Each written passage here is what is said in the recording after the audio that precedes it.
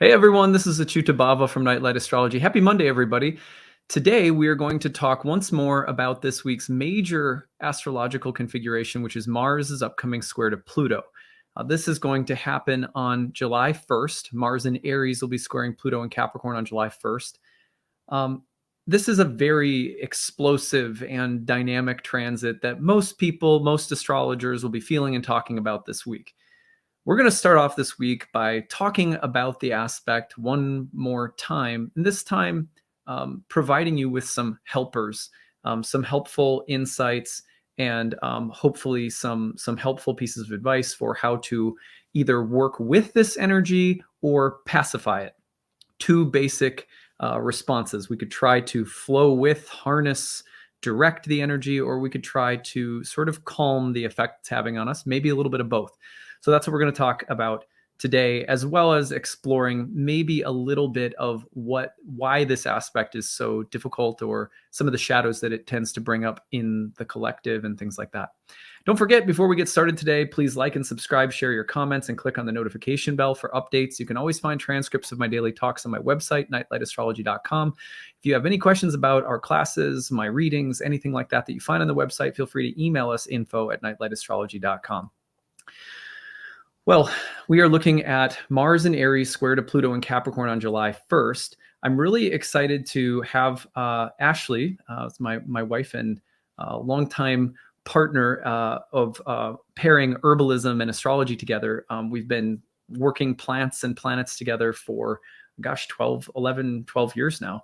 So she's going to come on in a minute and help us talk about ways that we can use this energy and ways that we can pacify the energy with the teachings of a few specific plant teachers. So that's what we're going to be looking at. I want to show you this on the real-time clock first. So here is the aspect in question today. And it's a pretty big one. I got to bring up my little epic pen here, there we go. So let's take a look. Here you can see Mars in the sign of Aries. Well, I have a giant, there is oops, here we go. All sorts of mistakes to start off. Here we go. So here's Mars in Aries squaring Pluto in Capricorn. And that is coming through on July 1st. That is this Friday. You will be feeling the force of this transit all week. You will feel it over the weekend, probably through about next Monday or Tuesday. That's a good estimate. So you got about a full week of dealing with this energy. You have probably been feeling it already. Certainly, it has been a part of some of the news cycle here in the United States with the overturning of Roe versus Wade, and a lot of strong feelings and reactions to that happening. That is also very much in line with Jupiter's entrance into Aries, where Jupiter in Aries is a planet that presides over law. Jupiter is related to the courts and justice and higher education and the legal system and the systems that govern and run society. When Jupiter's in Aries, there is often contention and fighting over laws, lawmaking. This is why earlier on when we previewed Jupiter in Aries, I talked about, for example, the fact that Jupiter in Aries, previous ingresses into Jupiter in Aries coincided with the renewed debate about gun violence and laws around gun control, a lot of other things too, but contention around laws, lawmaking, and so forth is sort of in the air right now with Jupiter's co-presence with Mars in Aries. And then you see Mars squaring Pluto, and you have, and there you have it. Look back at last week's episode that I did on Mars square Pluto for more on that aspect. And just I think I went through a list of like 10 things, 10 convulsions that you can expect to see from that particular transit. I want to say one thing before Ashley comes in to talk with us about some plant helpers that may help us use the energy or pacify it this week.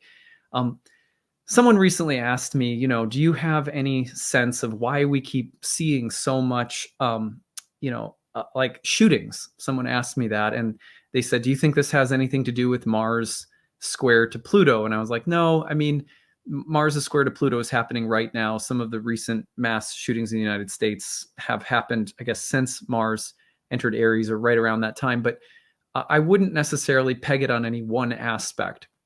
However, there's lots of moving.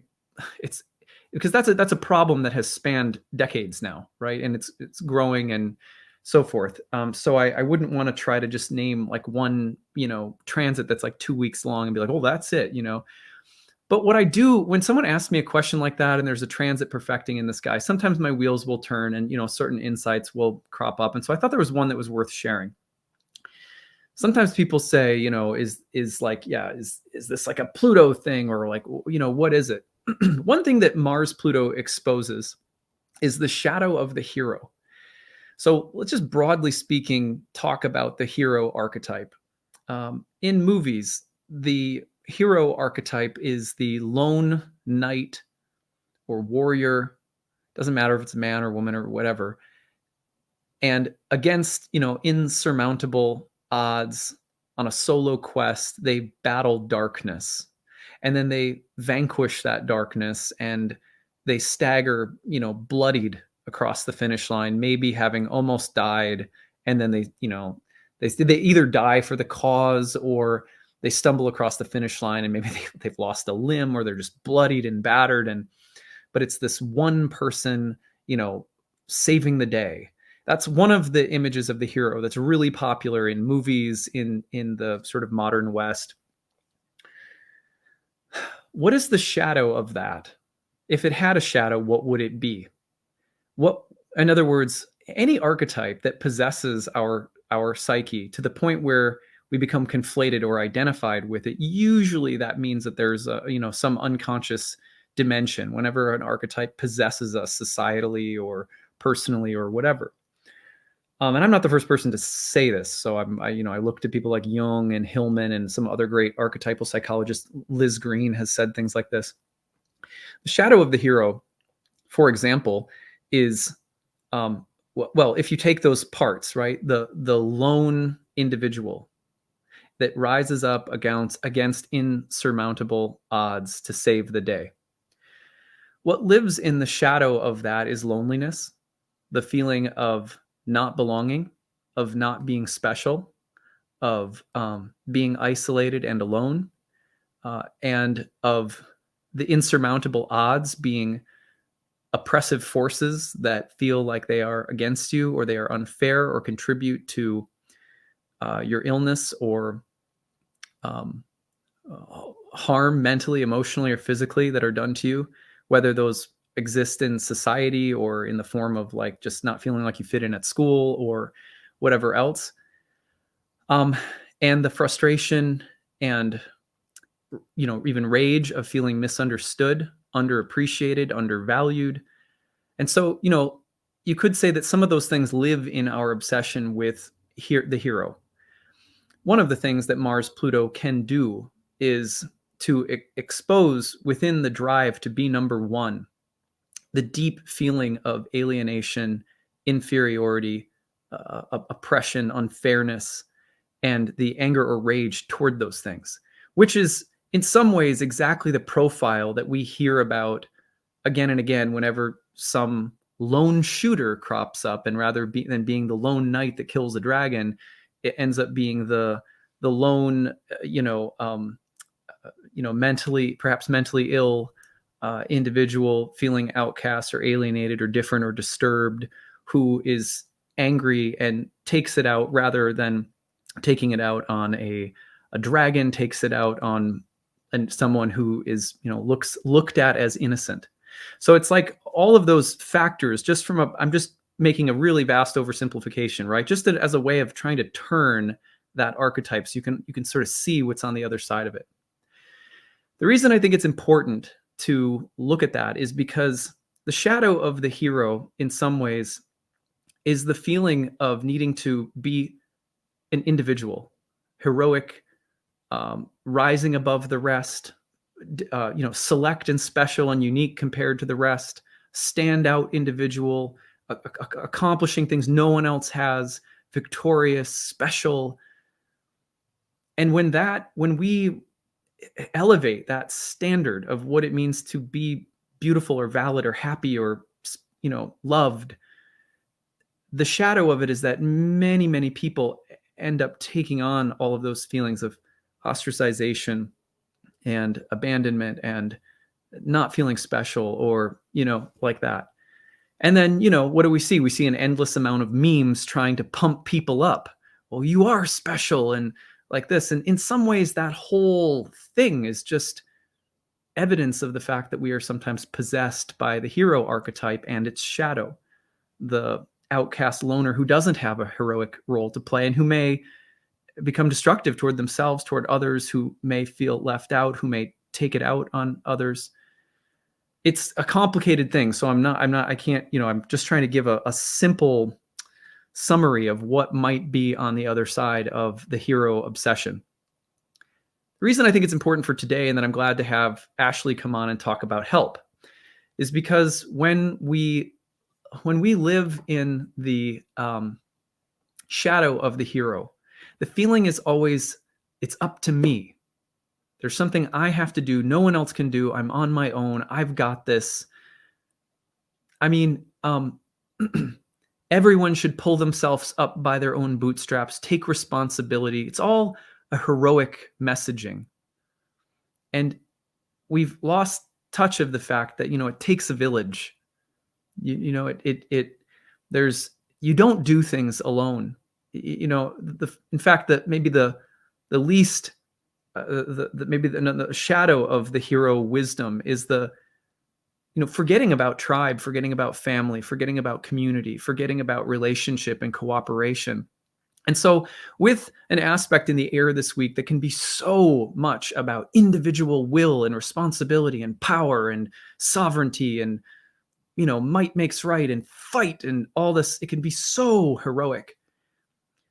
But we need helpers too. Like we're not designed to be, trudging up these bloody hills with battle axes all the time psychologically. So today I thought it would be really good to have Ashley come on and talk about some plants, simple things in nature that you can do that are a part of the natural wisdom of the earth that can help us not be alone in dealing with, all the pressure that can come with this. These are plant helpers. We're going to talk about them today. And I'm going to bring Ashley on right now. There you are. Hi. Hey. Thanks for being here. Oh, thank you so much for having me. It's great to be back. And I love what you just said about this this energy of the kind of the lone wolf versus the community. And I think that's going to tie in really nicely with the plant allies that I've put together, because, the plants, they don't work solo. They work in a very profound way, like the ecology of plants and the way they communicate underground with one another and help each other surmount all sorts of difficulties, I think can be a really great analogy for what we're kind of all collectively going through right now. So thank you for having me on to talk about our sacred plant helpers. Yeah. We're going to talk about them in two ways today. We're going to talk about these are helpers for Mars Pluto this week, but you could use them anytime for any kinds of energy, especially those that are intense, that place the pressure on you of having to get things done, of feeling like you're on that heroic, individual quest. It's very Mars Pluto. Again, like just to summarize, like if everything is up to us individually to be great or to manage or to deal or whatever, is it any surprise that the shadow that keeps cropping up is, individuals who are like they're like anti-heroes every day in the news? There's some lone individual cropping up and doing something crazy because they feel like they can't do it anymore, right? That's kind of the sickness of the hero archetype. And I think that you could talk about that with many different planetary combinations, but that is, I think, one of the shadows of Mars Pluto. You could look at it as Sun Pluto dynamic as well. But anyway, I don't want to spend too much more on that.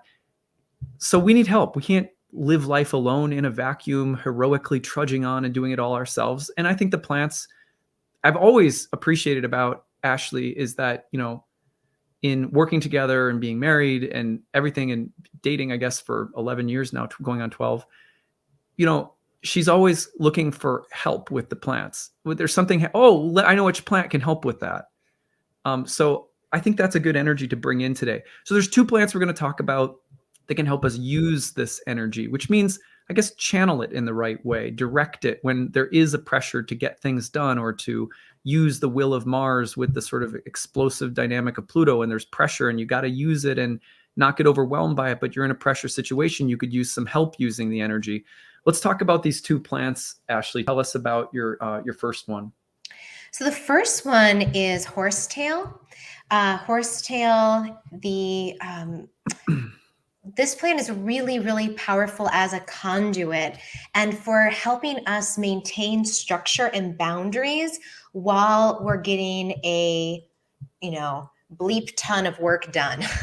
It's you can see here in this picture, it's like these tubes, and horsetail is made out of silica. So if you think about what else is made out of silica, it is our entire internet, right? Like, all of the informational wires that carry electricity, that carry information through the internet, all of those fiber optic wires contain silica. So it's a plant of conduction. And I remember when I was studying with Matthew Wood at the Green Comfort School of Herbal Medicine in Virginia, there was a woman there who had worked very closely with this plant. And she said, call on horsetail to bring in the light. If you're feeling overwhelmed or overcome by darkness, call in the plant that holds and carries and moves the light, and that's this plant. So, I think the Mars and Aries and Pluto and Capricorn, those energies are really intense. And, Pluto energies can be kind of dark too. So if we're feeling overwhelmed by the darkness and, especially, in the news, as Acyuta was saying, some of the heaviness of the current political situations and this, state of things, that we can call upon this plant. And this plant has been around since before the dinosaurs. This is a prehistoric plant. It's I forget how many, millions of years old, but this plant actually grew up to be about 30 feet tall. Now these days we see it can grow up to maybe like 4 or 5 feet, but it used to be as tall as trees, even before the time of the dinosaurs. And it was like, this light bearer. So this plant, you can use it it's best used as a tea. You can use it as a tincture, but I think it extracts, the minerals come out better in water. So you can buy this from Mountain Rose Herbs or any of your organic suppliers. You do want to use organic because, like a lot of plants that are high in minerals, they can also pull up toxins out of the soil. So we don't want those. So if you can find an organic source, brew yourself a tea, and it will strengthen your hair, your nails, your teeth, your bones. Again, it has so much of this stabilizing silica in it that it will fortify all of the crystalline structures of the body, and then those more, we could say more subtle crystalline structures that help us hold the light and keep our spirits light in our bodies as well. Nice. Yeah, and just for people who are looking to find an easy place to purchase online, we don't get anything from Mountain Rose, but no, I have no affiliation with any herb companies. That's just probably, I think, for people in the United States, the easiest place to find it. But certainly, ideally you find your own local source. So if you can find an organic grower or harvester in your region, that would be the ideal place to find it. Yeah, absolutely. So there's a second plant that could help us work with the energy. What is that one? Yeah, this one works differently. So we talked about horsetail as really bringing in the light and helping carry the information through these times. Well, black cohosh is more a plant of the dark, of the underworld. Another name for this plant is black snake root. And if you look at its roots, I don't have a picture of this, but the roots look like these black snakes, hence the name under the earth. And it's a plant that's ruled by Scorpio. So it has this sort of Mars Scorpio energy to it. But what it does is it helps us to unwind the things that are dark and trapped and, kind of like, if we can't get to the source of our own pain and darkness and loneliness, sometimes black cohosh can help get in there, actually go into that energy to help us sort through and figure out what we need to shed, what we need to build strength upon, and all of those sorts of things so that we can start to make light of the situation. So the roots are black and dark and tangled, but look at these flowers in this picture. They're upright. The arms are out. It's in this very kind of like receptive. I'm imagining as a bhakti yogi is like Lord Chaitanya, has this very like, like I'm here, I'm open to receive, we even see images of Jesus, standing like this as well. It sort of looks like a shaman a little bit, like with like a ritual Like hat the on or hat. something. Yeah, totally. So, it has that. It's a very shamanic plant in that way. It really helps us to sort through these darker aspects of our psyche and also in our muscles. So it's really good. I like to use it also for whiplash and neck tension.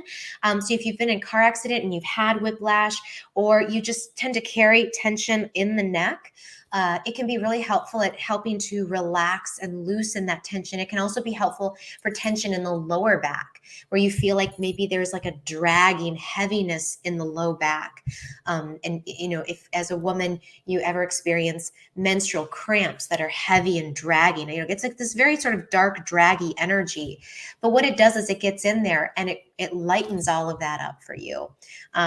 So I do want to say that if you are taking birth control, or if you're on any hormonal modulators, or taking hormone replacement, you want to consult with your doctor or your certified herbalist or registered herbalist before taking this plant, because it does have a modulating effect on the hormones. If you're not taking anything and you feel like things are good and steady, then I think I would recommend that you take a tincture of this. And you don't have to take a ton.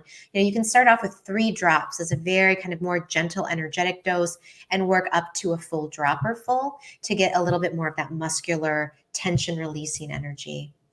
Black Cohosh, I think, is probably you can find in your co-op even. Oh yeah, this one's a bit easier to find on the market. Yeah. Well, those are really good plant allies in terms of like, if you're feeling the pressure and you need to be moving things, and there's the question of how do I work with this energy? I think these are the two that, when I was talking to Ashley, she really landed on. If we look at 2 plants that pacify this energy, you're like, I'm overwhelmed by it. I need to calm it down. I'm getting worked. How can I sort of soothe and just turn the volume down? We have 2 plants that might help you with that too. What's the first one? So the first one is peach leaf. And this is a plant medicine. We all know peach. This is the leaf of the tree that bears the peach fruit. And I will say that peaches on their own as well, just as a fruit, can also have this pacifying energy to them. Peach leaf, this is a picture of peach leaf. Peach leaf and peach fruit are cooling. They contain these cyanoglycosides, which slow down the Krebs cycle, which is a fancy way of saying it basically just works on slowing down your body's heat producing function, or catabolism, or your catabolic functioning. So if you're feeling hot, irritated, overwhelmed, overexcited, overextended, then peach leaf is just a superlative remedy for this. One tip that you can do to see if peach remedy is specifically indicated for you is to go have a peek in the mirror at your tongue. And if your tongue looks like one of these leaves here, it's elongated, it's a little flat, and it's really red in color. These are a little more on the orange side. But if your tongue is not pale, but it's more red, and that's a sign of heat. If you're showing signs of heat, then peach leaf or eating peaches or even using peach bark can be a really, really nice remedies. And these you can find in commerce. You can make your own, you can make your own peach leaf tincture if that's something, if you've made medicines before. But you can also find it. You can also find this product, in commerce. But I wanted to read just a bit of what Matthew Wood talks about for this plant from his book, The Practice of Traditional Western Herbalism. So if you're interested in herbal energetics, this is a really wonderful book that I use in my herbal apprenticeship courses. So he talks about peach leaf being specifically good for the tissue state of excitation. That means heat, redness, and everything is moving faster. And, everything is in a more excited state than it needs to be. So this is a sedative herb. Peach is a superlative remedy for the irritative tissue state, especially for heat and irritation in people with sensitive skin and tissues. It is also used for nervous agitation with gastric irritation and inflammation. The leaves, twigs, bark, and unopened kernels are used, but the seed is poisonous due to its high content of hydrocyanic acid. The classic indication for heat and irritation is an elongated pink-red tongue. And then he goes on to tell more about the case histories. So this would, yeah, I think this one is a really nice one for this energy if you're really feeling irritated and overwhelmed by it. Yeah, and it's Mars. Maybe one of the most primary like actions of Mars is going to be heat, especially Mars in Aries. Heat, inflammation, irritation, redness, fevers, skin, like redness of skin, or shingles. Often you're going to get with like a Mars Pluto combination, things like that too. That's a really good one. And is that best in tea? So you can find tinctures. I think tincture works really nice for this. Did you say that But already? I'm sorry if you did. that's okay. Yeah, tincture. I think I had mentioned tincture, but you could do a tea. You could do. They make twig tea, peach twig tea that you could do, and that would work really nicely. And then just buy some fresh peaches if you can, and let that medicine also be very cooling and helpful for your body. Nice. We have one more plant that might help you pacify some of the energy of the Mars-Pluto square this week. What is that one?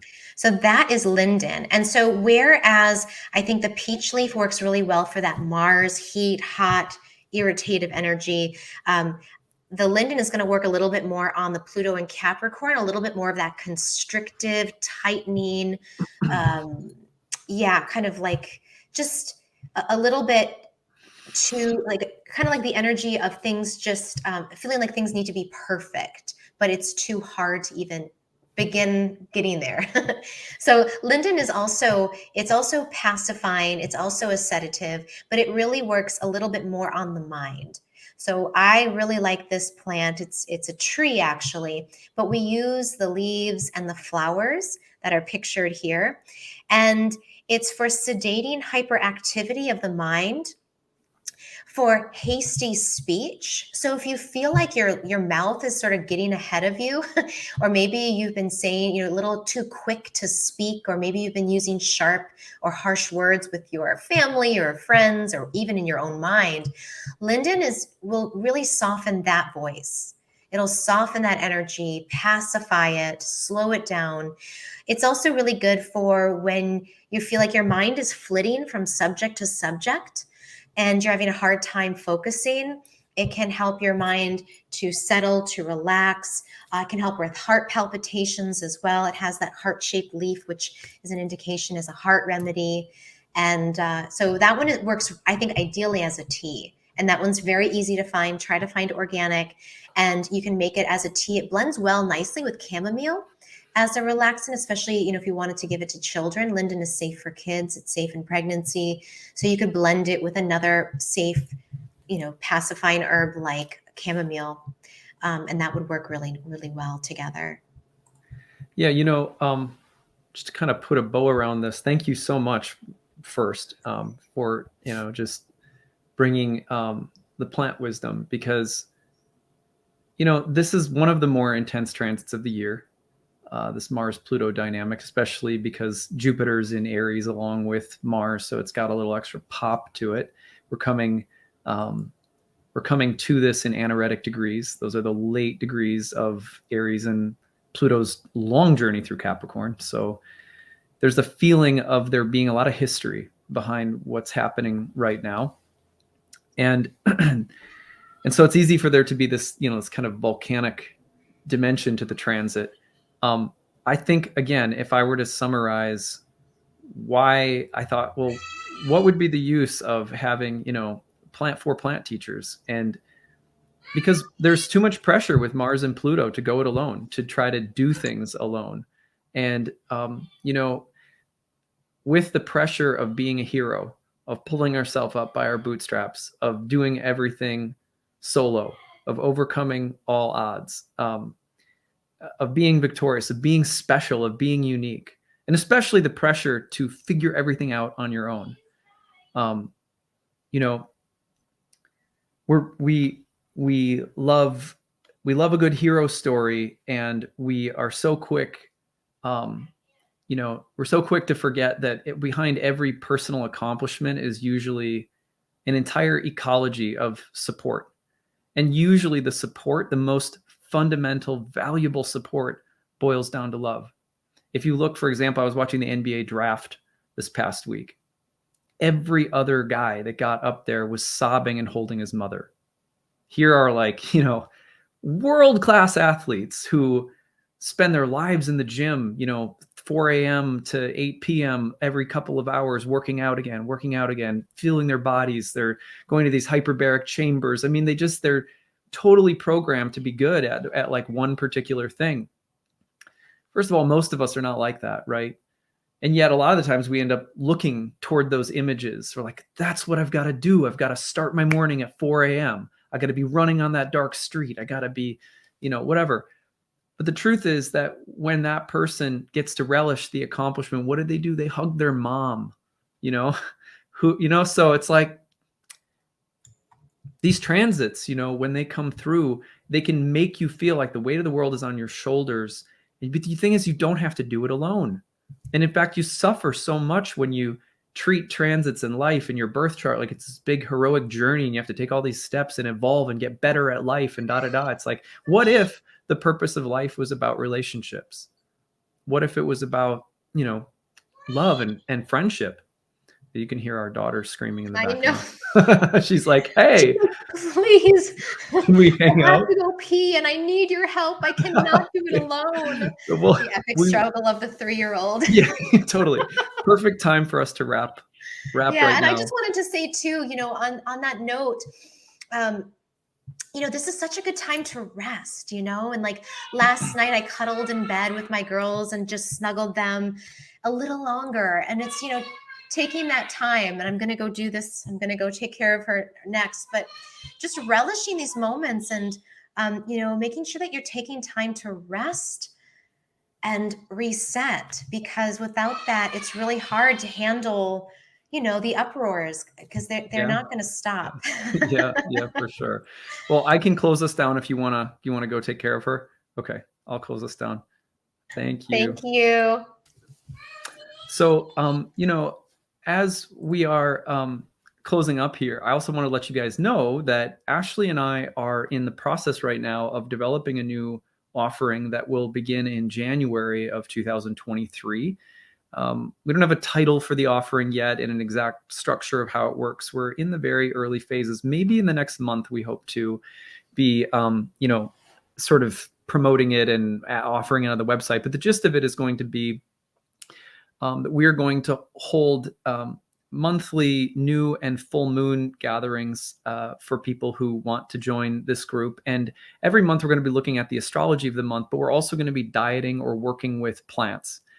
You'll have probably a choice of a different plant or two that you could work with each month as a way of diving a little bit more deeply and experientially into the astrology and trying to pair the plants with the transits as a way of deepening your spiritual life and having a place in a community where we can talk and actually share our experiences with one another, in a community setting. So that's a new offering that we have. We're in the early stages of developing it. I will be announcing more about that offering, hopefully sometime in July, maybe August, but it'll start in January. We'll have a pre-sale, so we'll have like a week or two where it's like, there'll be a sale price, then there'll be a normal price.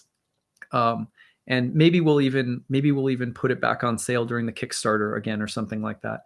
But anyway, it'll be we'll try to make it very accessible for people. We'll have an option for people who are on constrained or limited budget or something like that too. So anyone should be able to join and work with some plants and talk about the astrology of each month in a more sort of guided, intentional way. And we work with plants and planets all the time. It's just not something that I've deliberately tried to pair here on my YouTube channel outside of having Ashley on from time to time. But this is something that both of us have been really feeling called to do next year, because it's been several years now that we've gotten backed up because of the pandemic of bringing this offering together. It was actually in the works several years ago. I was promoting it during the Kickstarter. the pandemic happened, you know, we moved, childcare, like it was just, but thankfully now we're ready to do it. So we will be promoting that shortly. Anyway, that's what I've got for today. Many thanks to my lovely wife and partner, Ashley, for being here.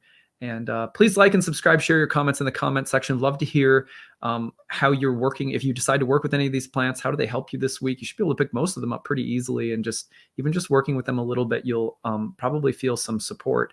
So you can also find a transcript of my daily talks on my website, nightlightastrology.com. Feel free to share any stories that you've got using the hashtag grabbed, or email us your story, grabbed@nightlightastrology.com.